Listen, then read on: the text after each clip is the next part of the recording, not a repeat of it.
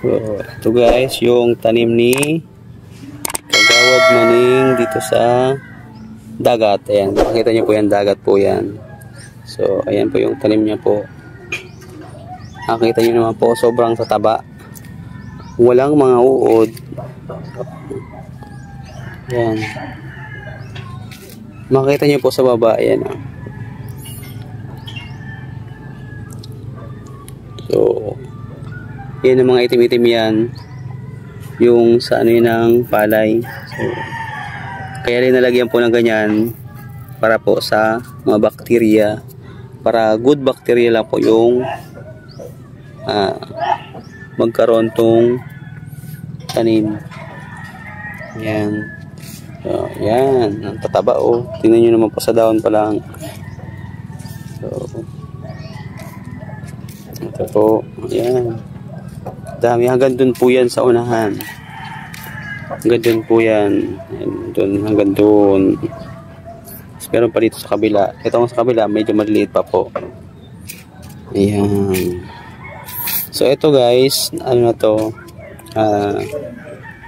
Itong variant na talong na to, F1 po ito. F1. F1. Fortuner pala po. Ayan o. So, yan. Mamulaklak na rin po siya. Yan.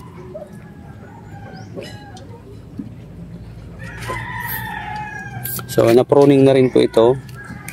Ito hindi po ito pruning. Yung iba lang po yung trinay na i-pruning. Kasi ito, ang advantage po ng na-pruning kasi dadami po yung sanga.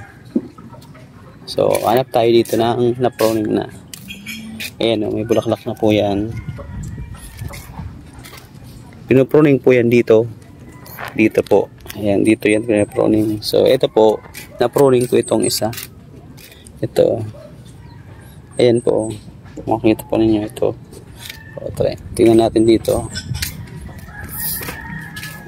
Ito, na-pruning na rin po ito. Ayan, nakita nyo po. Marami yung sanga. Makikita nyo po dito. Isa, dalawa, tatlo. Tapos, ayan po, meron pa po yan. Ayan o, meron pa po yan, pahabol. So yan po yung mga na-pruning na. Ayan, na-pruning na po yan. Diyan lang po, thank you.